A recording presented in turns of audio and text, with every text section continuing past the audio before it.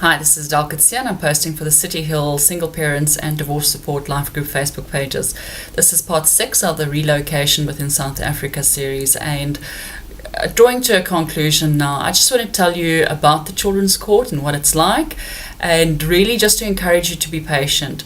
The Children's Court is very frustrating for a parent because your rights are ignored, your desires, your dreams are ignored. This is really a court that looks at the best interest of the child, and so you find yourself having to constantly justify your dreams for your life and for, how they impact on your child, and just be patient with them. You know, they don't embrace you.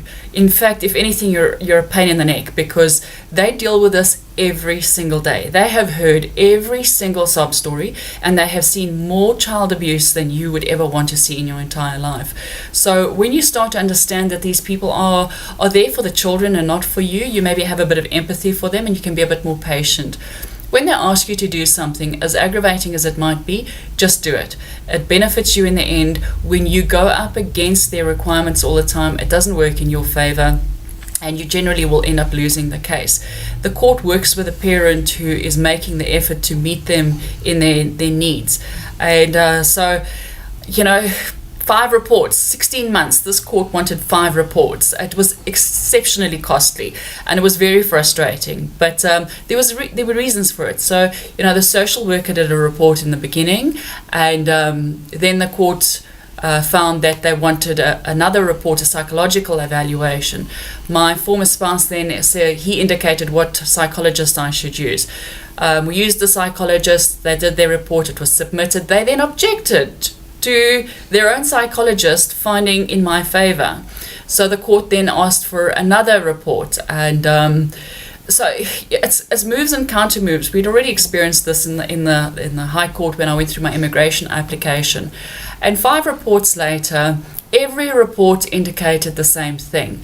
So when you have 1 or 2 reports that come up and they're in your favor, just be comfortable. I know it's a process, and I know it's a costly process, but if you can, keep your temper in check and be patient with them and just meet them at their every need. You know, if they want another report because 2 months have passed and they want to assess the situation, sometimes it was almost as if they were waiting for the aggressor to get tired of the game.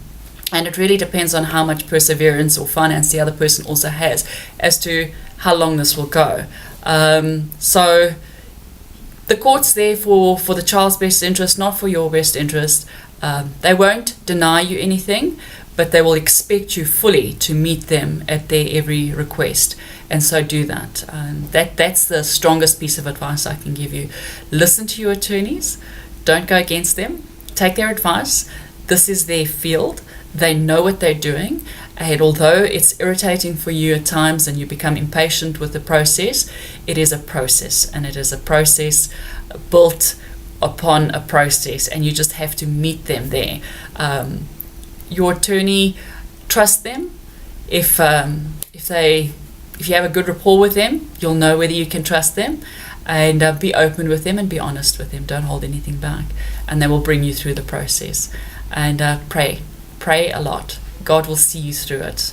He did me, and praise God. Yeah, that's the end. If there's anything I can ever do, please send me a message on here. If you need any advice, if you just want to touch base, or you want somebody to pray with you, by all means, the Facebook page is there.